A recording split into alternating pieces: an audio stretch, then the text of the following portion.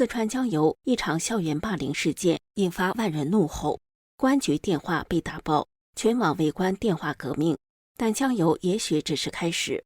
现在北京正在强推一项足以影响全国打工族与中小企业的政策——强制缴社保。这不是单一部门决定，而是中共最高法院、国务院和财政体系联手开刀。背后的真相只有一句：钱不够了。那么这场政策割韭菜会带来什么？全民降薪、企业倒闭，还是第二场江油风暴？让我们一起揭开这场新一轮社会动荡的导火索。你好，这里是大时局，真实中国，我是王真。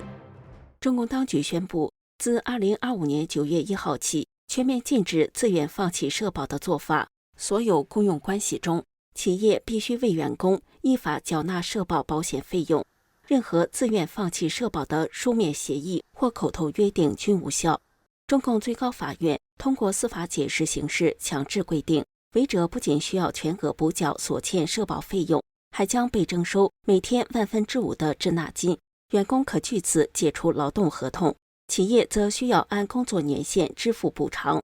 每满1年补1个月工资。没有缴纳工伤保险的员工，工伤赔偿由企业全额承担。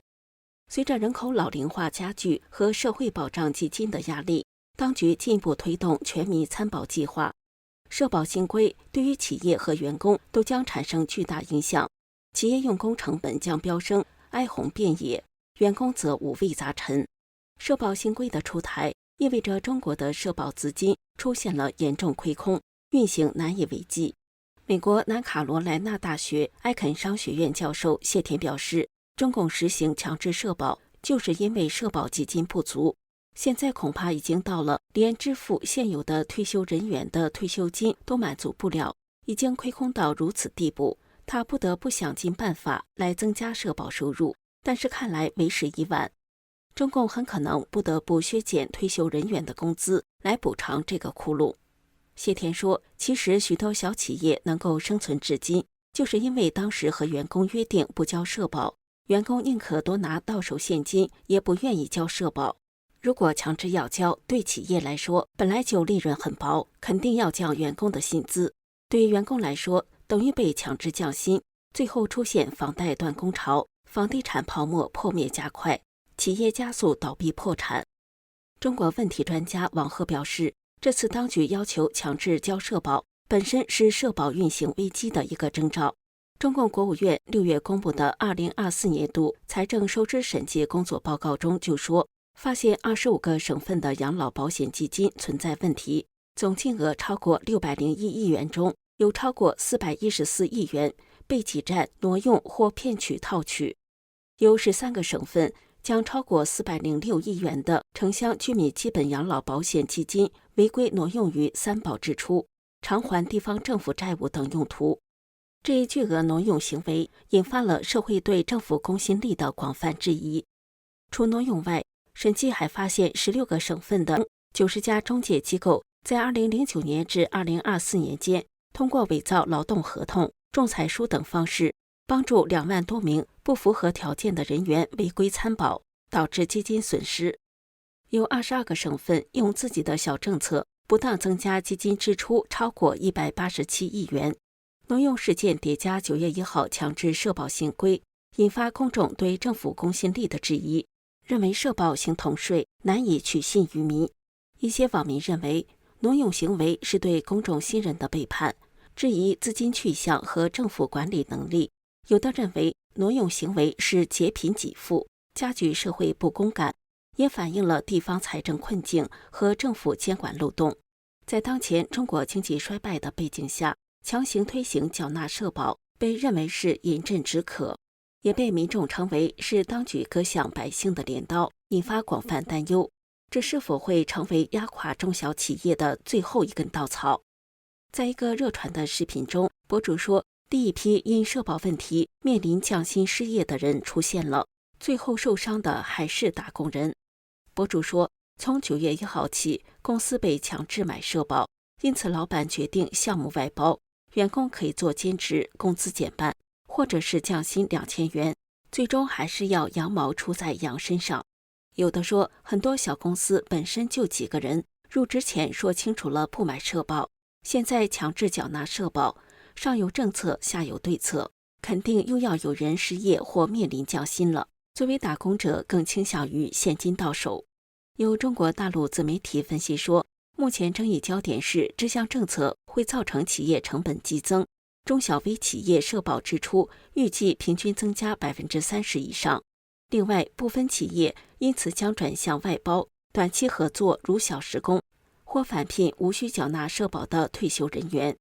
这将导致中青年就业岗位减少，恐怕又要出现一批失业潮。与此同时，普通劳动者也在这一变化中承受着沉重的代价。以往许多基层工人宁愿放弃社保，选择现金到手，如今却被强制缴纳，等同于变相降薪。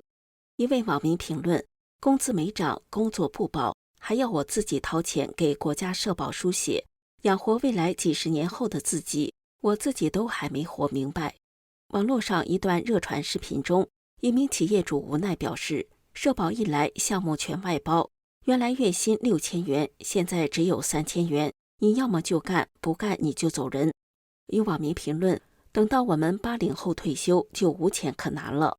降薪和离职，您选哪个？今后市场上全是钟点工，劳务派遣公司这下火了。还有的说自己赚钱自己花，我什么都不需要。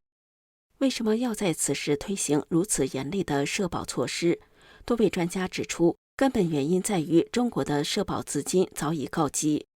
中国社科院在2019年发布的养老金精算报告就曾预测，到2028年，养老金结余将首次转为负值，缺口达1181亿元。到2035年，养老金或将彻底耗尽。而据2024年政府财政数据显示，全国社保基金收入增长仅5.2%，但支出增长却达到7%，已出现6年来首次现金流赤字。2020年社保预算缺口已超过6000亿元。为缓解社保体系的巨大压力，北京已正式启动延迟退休政策，计划到2040年前，男性法定退休年龄将推迟到63岁，女性也将同步延后。然而，这种结构性续命措施未能缓解公众焦虑，反而进一步削弱了人们对未来养老金保障的信心。中国问题专家王鹤表示，现在的问题是经济形势低迷，就业不稳，许多年轻人断交社保，基金缺口越来越大，当局只能通过强制手段扩大缴纳基数，但这其实是饮鸩止渴，只会让企业倒闭更多，民众生活更苦。在这种背景下，如何为退休做准备，成为全民焦虑的新议题。就在民众对强制交社保叫苦连天时，一位中国金融学者的最新建议再次点燃舆论战火。8月7号，上海交通大学高级金融学院教授严志鹏在养老金融透视镜栏目中表示，养老规划的核心在于时间杠杆，建议中国人最好从10岁开始存养老金。他援引计算模型称，如果年化收益率为8%，10岁起每年存1万元，连存6年，65岁时账户可达344万元，并总结说，越早开始，复利效应越惊人。这番言论迅速引发网络大爆炸，评论区一片嘲讽和愤怒。有网友讽刺道：10岁开始存钱，我小时候压岁钱不超过300元，还要上交父母，哪来1万？是我爸还是我爷来给我存？也有家长怒斥：请问专家，你是来体验过普通老百姓的生活吗？我们养孩子都难，更别说还得存他未来的退休金。还有人提出现实问题：8%的年化收益，你找得到这么高的利率吗？银行理财也才2%，股票基金还得承受波动风险。不少财经分析人士指出，严志鹏的建议过于理想化。在当前利率下行、就业疲软、投资回报不确定的现实下，8%的复利只是纸上谈兵。此外，将10岁儿童纳入退休理财规划，不仅显得荒谬，更反映出一个制度性问题，就是中国养老制度的可持续性已经严重依赖于代际财富的提前透支。换句话说，在养老金告急、社保收紧、延迟退休的背景下，国家正在用各种专业说法和政策工具，试图将系统性风险转嫁给个人和家庭，从打工人、白领、小企业主到家长和未成年孩童，所有社会成员都必须提早为未来买单。但现实是，许多人连今天都无法负担，又谈何几十年后的养老？在舆论最沸腾时，有网友写下这样一句话：我们不是不愿规划未来，是我们从未有资格过好现在。在中国已经失业率高企、企业衰败、通缩持续、百姓生存十分艰难的当下，中共当局再架上一把刀，强制缴纳社保，这是否会引发中小企业倒闭潮？是否会引发更大失业潮？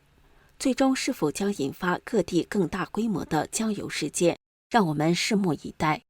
对当局的社保新规你怎么看？它是为民考虑的利好政策，还是又一项强制的变相税金？欢迎留言分享您的看法。这里是大时局真实中国，感谢您的陪伴与思考，请订阅、分享并打开小铃铛，一起在动荡中坚守真相，在黑暗中点燃希望。